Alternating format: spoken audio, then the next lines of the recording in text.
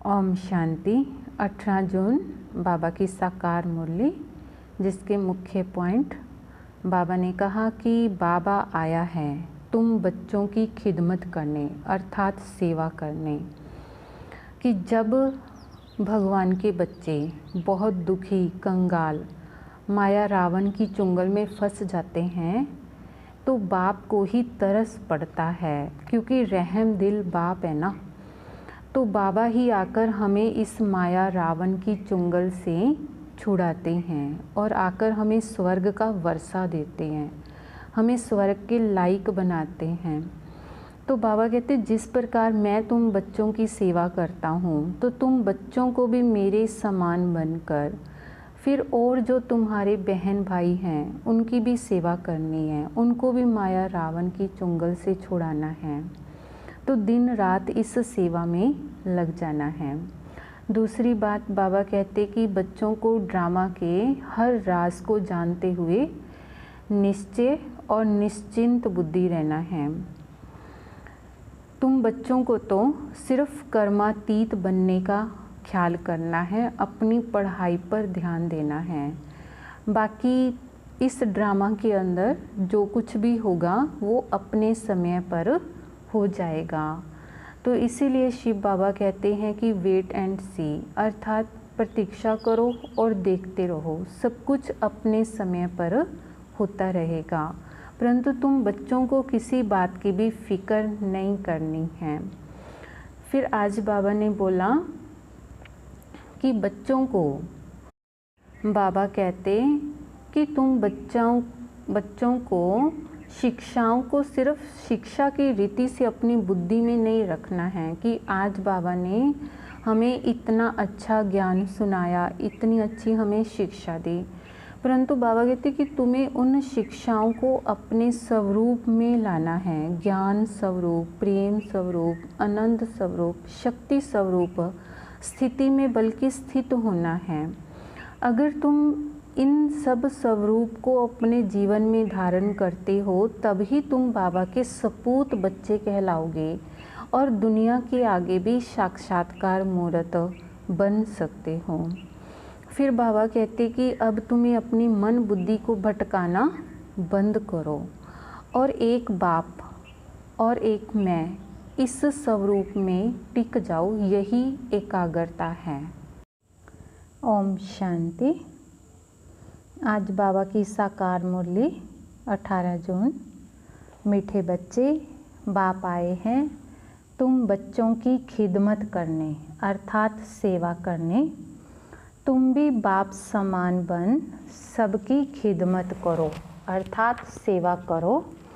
बाप आए हैं तुम बच्चों की खिदमत करने, तुम भी बाप समान बन सबकी खिदमत करो। प्रश्न है, ब्रह्मा बाप का कौन सा एक विचार चलता जिस पर शिव बाबा कहते वेट एंड सी, फिक्र मत करो। ब्रह्मा बाप का कौन सा एक विचार चलता जिस पर शिव बाबा कहते वेट एंड सी, फिक्र मत करो। उत्तर है, बाबा का विचार चलता समय बड़ा नाजुक होता जाता, बच्चों को अविनाशी ज्ञान रतन लेने बाप के पास आना ही है। इतने ढेर बच्चे कहाँ आकर रहेंगे, कितने मकान बनाने पड़ेंगे। शिव बाबा कहते वेट एंड सी, कल्प पहले जैसे आकर रहे थे वैसे ही रहेंगे। तुम फिक्र मत करो, तुम सिर्फ पढ़ते रहो मन मना भव। तुम्हें कर्मातीत बनने का पुरुषार्थ करना है। गीत है, तुम्हें पाकर हमने जहान पा लिया, जमी जमी क्या आसमान पा लिया। ओम शांति। बाप भी कहते हैं बच्चे ओम शांति, और क्या कहेंगे। बच्चों को कहते हैं बच्चे ओम शांति। तत्वम, हे बच्चों तुम भी शांत स्वरूप हो, तुम भी मास्टर पतित पावन हो, ऐसे और कोई कह नहीं सकेंगे। कहा जाता है जैसे काग वैसे बच्चे, तुम बच्चे भी जानते हो, जैसे बाबा वैसे हम। बाप कहते हैं मैं ज्ञान का सागर हूँ। तुम बच्चे भी समझेंगे हम मास्टर ज्ञान सागर हैं। गोया नदियाँ ठहरे, सागर के बाल बच्चे भी होंगे ना, तो बड़ी बड़ी नदियाँ भी हैं, बड़े बड़े तालाब, बड़े बड़े सरोवर भी हैं। वह है जड़ और तुम हो चैतन्य, सागर से ही निकले हुए हैं। कई बच्चे भी इन बातों को समझते नहीं हैं, क्योंकि पढ़ी लिखी तो बच्चियां हैं नहीं। बाबा ने एक बार पूछा था, चीनी किससे बनती है, गुड़ किससे बनता है? तो बोला, लाल गन्ने से गुड़ बनता है, सफ़ेद गन्ने से चीनी बनती है। बेचारी पढ़ी हुई तो है नहीं, अब तुमको कितनी बड़ी बातें समझाते हैं। सागर के पानी से पानी के सागर से पानी की ही नदियाँ निकलती हैं। मनुष्य बहुत बढ़ते जाते हैं तो पानी भी बहुत चाहिए ना। कितने कैनाल आदि बनाते रहते हैं, तो तुम बच्चों को उठते बैठते चलते फिरते यही ख्याल रखना है कि हम इस पतित दुनिया को पावन बनाते हैं। गीत में भी कहते हैं, बाबा हम आपसे विश्व की बादशाही का वर्षा लेते हैं, यह हमसे कोई छीन नहीं सकेगा। 21 जन्म यह राजाई कायम रहेगी। बेहद का बाप आकर बेहद का राज्य भाग्य देते हैं, राज्य भाग्य चलाने के लायक बनाते हैं, पवित्र बनाते हैं, बुलाते भी हैं, हे पतित पावन आओ।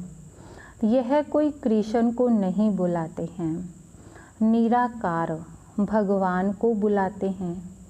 जब कहते हैं हे पतित पावन, तो कृष्ण बुद्धि में याद नहीं आता है, परमात्मा याद आता है।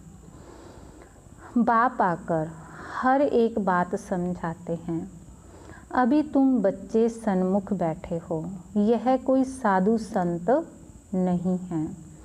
तुम जानते हो निराकार शिव बाबा इस ब्रह्मा तन में प्रवेश कर हमको पढ़ाते हैं। गायन भी है, परम पिता परमात्मा ब्रह्मा तन द्वारा आदि सनातन देवी देवता धर्म की स्थापना करते हैं। विनाश स्थापना के बाद ही हुआ है। इससे सिद्ध है कि पुरानी दुनिया में आते हैं। ब्रह्मा द्वारा स्थापना नई दुनिया की, शंकर द्वारा अनेक धर्मों का विनाश कराते हैं। सतयुग में एक धर्म था, अभी तो अनेक धर्म हैं। एक धर्म वाले देवी देवता को निशानी चक्कर आदि हैं। इन लक्ष्मी नारायण को कहते ही हैं विश्व का मालिक, स्वर्ग का मालिक, सो विश्व का मालिक हो गया। यह बातें अभी तुम बच्चों की बुद्धि में बैठी हैं। बाप कहते हैं बच्चे मन मना भव। यह बच्चों को घड़ी घड़ी सावधानी मिलती है कि बाप को और वर्षे को याद करो, यह भूलो मत। और पॉइंट्स भूल जाती हैं, यह तो मुख्य है ना। तो बाप ही पतित पावन हैं, यह युक्ति बताते हैं पावन होने की। बाप कहते हैं तुम सतो प्रधान थे, अब तमो प्रधान पतित बन गए हो। 84 जन्म पूरे लिए हैं, अब तुमको फिर सतो प्रधान बनना है। सतो प्रधान बनो तब ही तुम चल सकेंगे पवित्र दुनिया में। निराकारी दुनिया भी पवित्र है, साकारी दुनिया भी पवित्र है। अपवित्र पतित दुनिया यह है। आत्मा भी तमो प्रधान तो शरीर भी तमो प्रधान है। यह तो सृष्टि का नाटक है। इसमें ब्रह्मांड और सूक्ष्म वतन भी आ जाता है। सृष्टि का चक्कर यहाँ फिरता है। सतयुग त्रेता यहाँ है। यह कोई सूक्ष्म वतन व मूल वतन में नहीं होते, यह यहाँ ही है। तो इसको मनुष्य सृष्टि कहा जाता है। वह है आत्माओं की निराकारी दुनिया। वह है ब्रह्मा विष्णु शंकर की आकारी दुनिया। यह साकारी सृष्टि कितनी बड़ी है। सतयुग में कितनी छोटी सृष्टि होती है। वहाँ है ही एक धर्म। बाकी मनुष्य जो कहते हैं कि वहाँ भी दैत्य आदि थे, यह सब है झूठ। तुम समझते हो कि नई दुनिया की स्थापना और पुरानी दुनिया का विनाश गाया हुआ है। सबका विनाश होगा और सतयुग हेवन की स्थापना होगी। तुम भी बाप के साथ खिदमत कर रहे हो। बाप भी आते ही हैं बच्चों की खिदमत करने। तो यह है बेहद का बाप। देखते हैं हमारे बच्चे बहुत दुखी हैं तो ज़रूर तरस पड़ेगा ना। वह है ही रहम दिल बाप। अभी तो सारी दुनिया में ये शांति है। एक बाप के सिवाय और कोई शांति दे ना सके। हठ योगी भी अथाह है। आत्मा के लिए कह देते कि वह निर्लेप है। मनुष्यों को उल्टी बातें सुना देते हैं। वास्तव में आत्मा की सफाई चाहिए। आत्मा में ही खाद पड़ी है और किसको पता नहीं है। कहते भी हैं यह पाप आत्मा है, बहुत पाप करते हैं, यह महात्मा है, पुण्य आत्मा है। ऐसे नहीं कहेंगे महान परमात्मा है। सन्यासियों के लिए कहेंगे पवित्र आत्मा है, क्योंकि सन्यास किया हुआ है। तो अब बाप समझाते हैं कि आत्मा को पवित्र बनाने वाला सिवाय एक परमात्मा बाप के और कोई हो नहीं सकता। पतित दुनिया में पावन आत्मा कोई हो ना सके। अभी सैपलिंग लगता है, धीरे धीरे वृद्धि होती जाएगी। यह तो छोटे छोटे मठ पंथ आदि टाल टानियाँ हैं। इनमें कोई मेहनत थोड़ा ही लगती है। अनेक प्रकार के मंत्र देते हैं, किस्म किस्म के मंत्र देते हैं। तो यह भी वशीकरण मंत्र है, जिससे तुम 5 विकारों पर जीत पाते हो। राम राम का मंत्र जपते हैं, इससे फ़ायदा तो कुछ भी नहीं है। यहाँ तो बाप कहते हैं मुझे याद करो तो तुम्हारे पाप नाश हो जाएंगे और तुम पवित्र आत्मा बन जाएंगे। याद को ही योग कहते हैं। तो भारत का प्राचीन योग बहुत मशहूर है। इस योग से ही तुम विश्व पर जीत पाते हो। भारत का राजयोग बहुत नामी ग्रामी है। यह बाप के सिवाय और कोई सिखा ना सके। तुम हो ब्रह्मा कुमार कुमारियाँ, बीके तो यहाँ ही होंगे ना। प्रजापिता ब्रह्मा के बच्चे तो ज़रूर ब्रह्मा के साथ ही होंगे। ब्राह्मण कुल भी ज़रूर चाहिए। तो इसको कहा जाता है सर्वोत्तम, ऊंचे ते ऊंचा ब्राह्मण कुल। अभी तुम ब्राह्मण हो, फिर उथल खाएंगे, बाजोली खेलते हैं ना। शूद्र से ब्राह्मण बने हो, फिर देवता क्षत्रिय। तो अब बाप समझाते हैं मीठे मीठे बच्चों, बहुत थोड़ी बात है, बाप की याद में रहो। यह भी तो बुद्धि में है कि बाबा हमको 84 जन्मों का राज बता रहे हैं। 84 लाख अथवा 84 जन्मों का हिसाब तो चाहिए ना। कोई को पता नहीं, 84 लाख का तो हिसाब कोई बता ही ना सके। मनुष्य 84 जन्मों का चक्कर लगाते हैं। आत्माएं ऊपर से आती हैं पाठ बजाने के लिए। सतयुग से लेकर कलयुग अंत तक आती ही रहती हैं।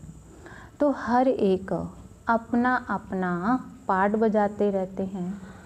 इन बातों को मनुष्य नहीं जानते। एक बाप ही जान सकते हैं। मनुष्य को कभी परम पिता गॉड फादर नहीं कहा जाता है। गॉड फादर कहने से फिर निराकार शिव तरफ बुद्धि जाती है।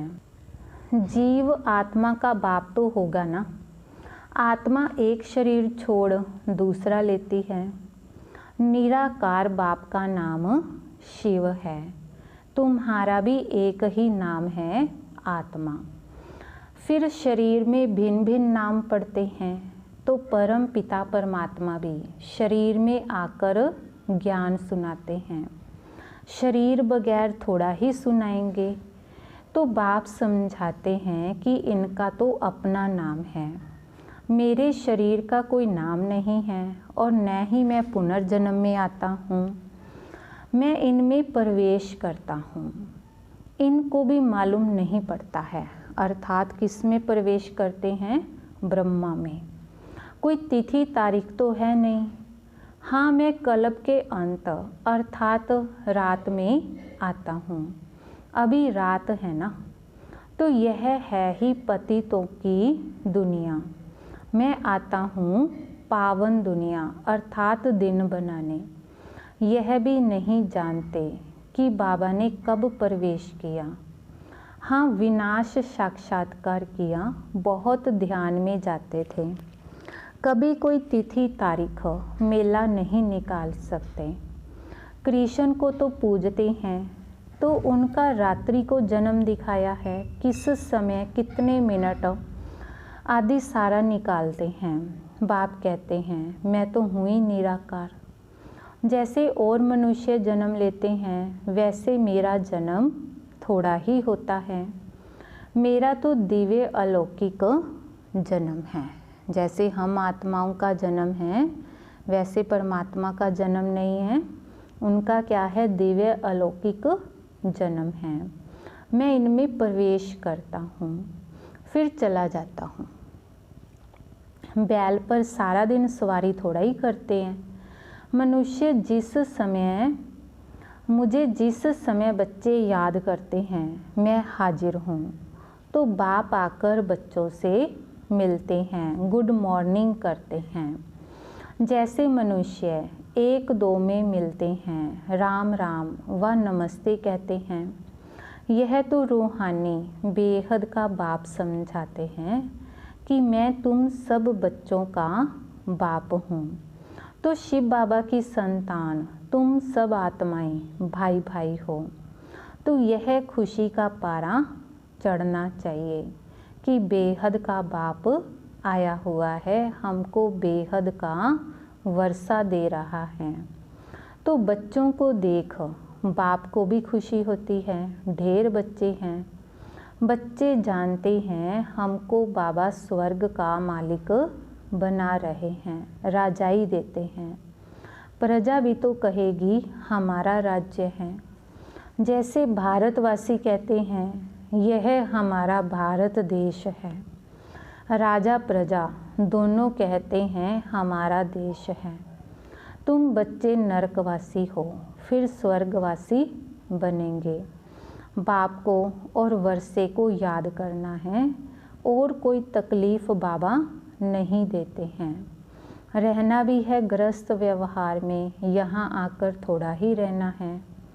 सब यहाँ भाग कर आए तो इतने सबको बाबा कहाँ रख सकते हैं?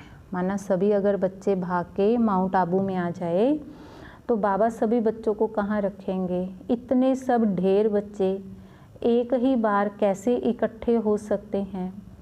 तो सब सेंटर्स के बच्चे एक ही बार इकट्ठे मिल कैसे सकते हैं? कहाँ ठहर सकेंगे, मुश्किल है ना। तो दिन प्रतिदिन बच्चे वृद्धि को पाते रहते हैं, इसकी भी कुछ युक्ति रचनी पड़े।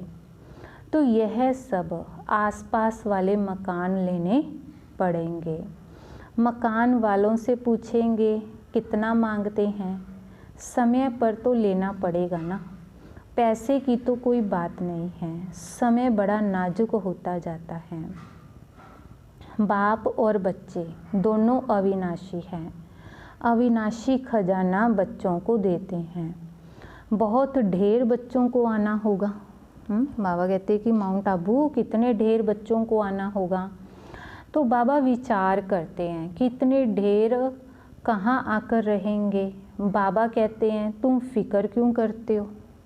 शिव बाबा ब्रह्मा बाबा को कहते हैं कि तुम फिक्र क्यों करते हो, वेट एंड सी, प्रतीक्षा करो और देखते रहो। तुम पढ़ते रहो, मन मना भव। तुम बच्चों को यह ख्याल में रखना है कि अभी हमको कर्मातीत अवस्था में जाना है, सतो प्रधान बनना है। तो याद से ही पावन बनेंगे। बाबा बात तो बहुत सहज बताते हैं, अति सहज है। सिर्फ बाबा को याद करना है। देखो गाय के बच्चे को जब माँ याद आती है तो चिल्लाता है ना, वह तो फिर भी बाबा कहते जानवर है। तुम बच्चों ने तो रड़ियाँ मारी है ना, आगे चल बहुत चिल्लाएंगे, बहुत याद करेंगे। तुम बच्चे तो अब जानते हो कि बाबा आया हुआ है, भी दुनिया वाले चिल्लाएंगे और तुम बच्चे जानते हो कि बाबा आया हुआ है। विनाश तो होना ही है, नेचुरल कैलामिटीज़ भी आनी है। सब आपस में लड़ते झगड़ते रहते हैं। कितना खर्चा कर बम आदि बनाते हैं, बहुत पैसा जाता है। खर्चा तो होता ही है ना, इतना खर्चा कहाँ से लाएं। डरते भी हैं मौत से, फिर भी बम्स बनाना बंद नहीं करते। वे डरते भी हैं मौत से और फिर भी बाबा कहते बम बनाना बंद नहीं करते। बम्स की लड़ाई चलेगी, अभी बनाते ही ऐसे हैं जो बम गिरे और मनुष्य मर जाए। चीज़ बनाने में पहले टाइम लगता है, फिर तो मिनट मोटर। ये पहले टाइम लगता है, इन्वेंशन करते हैं और फिर तो मिनट मोटर, जल्दी जल्दी बनाते जाते हैं। बम्स भी कोई थोड़े बनेंगे क्या। तुम बच्चे जानते हो इस पुरानी सृष्टि का विनाश होना है। अब बेहद के बाप से वर्षा लेना है। गीता है तुम भारतवासियों का देवी देवता धर्म का शास्त्र। बाकी तो छोटे छोटे हैं, उनका कोई गायन नहीं। ब्राह्मण धर्म है सबसे ऊंचा। ब्राह्मणों का काम है कथा सुनाना। तुम कह सकते हो कि हम ब्रह्मा कुमार कुमारियां हैं, ब्रह्मा के बच्चे। हमको डाडे का वर्षा मिल रहा है। डाडा माना दादी का वर्षा, शिव बाबा का वर्षा मिल रहा है। अच्छा मीठे मीठे सिके लदे बच्चों प्रति माता पिता बाप दादा का याद प्यार और गुड मॉर्निंग। रूहानी बाप की रूहानी बच्चों को नमस्ते। रूहानी बच्चों की रूहानी बाप दादाजी को याद प्यार, गुड मॉर्निंग, नमस्ते, शुक्रिया बाबा, शुक्रिया। धारणा के लिए मुख्य सार हैं। पहला, ड्रामा के हर राज को जानते हुए किसी भी बात की फिक्र नहीं करनी है। वे ड्रामा के हर राज को जानते हुए कि ड्रामा के अंदर हर चीज़ अपने टाइम पर होगी, इस राज को जानते हुए किसी भी बात की फिक्र नहीं करनी है। पढ़ाई पढ़ते रहना है, मन मनाभव होकर कर्मातीत बनने का ख्याल रखना है। स्वयं को सतो प्रधान बनाना है। दूसरा, हम आत्माएं शिव बाबा की संतान आपस में भाई भाई हैं। शिव बाबा से वर्षा ले रहे हैं, इस खुशी में रहना है। हम आत्माएं शिव बाबा की संतान आपस में भाई भाई हैं, शिव बाबा से वर्षा ले रहे हैं, इस खुशी में रहना है। वरदान है, हर शिक्षा को स्वरूप में लाकर सबूत देने वाले सपूत व साक्षात्कार मूर्त भव। हर शिक्षा को स्वरूप में लाकर, हर शिक्षा माना जो शिव बाबा हमें शिक्षाएं देते हैं उनको अपने स्वरूप में लाकर सबूत देने वाले सपूत व साक्षात्कार मूर्त भव। जो बच्चे शिक्षाओं को सिर्फ शिक्षा की रीति से बुद्धि में नहीं रखते, जो बच्चे शिक्षाओं को सिर्फ शिक्षा की रीति से ही बुद्धि में नहीं रखते लेकिन उन्हें स्वरूप में लाते हैं, वह ज्ञान स्वरूप, प्रेम स्वरूप, आनंद स्वरूप स्थिति में स्थित रहते हैं। जो हर पॉइंट को स्वरूप में लाएंगे वही पॉइंट रूप में स्थित हो सकेंगे। जो हर पॉइंट को अपने स्वरूप में लाएंगे वही पॉइंट रूप में स्थित हो सकेंगे। पॉइंट का मनन अथवा वर्णन करना सहज है, लेकिन स्वरूप बन अन्य आत्माओं को भी स्वरूप का अनुभव कराना। पॉइंट का मनन अथवा वर्णन करना सहज है, लेकिन स्वरूप बन अन्य आत्माओं को भी स्वरूप का अनुभव कराना, यही है सबूत देना अर्थात सपूत व साक्षात्कार मूर्त बनना। स्लोगन है, एकाग्रता की शक्ति को बढ़ाओ तो मन बुद्धि का भटकना बंद हो जाएगा। एकाग्रता की शक्ति को बढ़ाओ तो मन बुद्धि का भटकना बंद हो जाएगा। ओम शांति।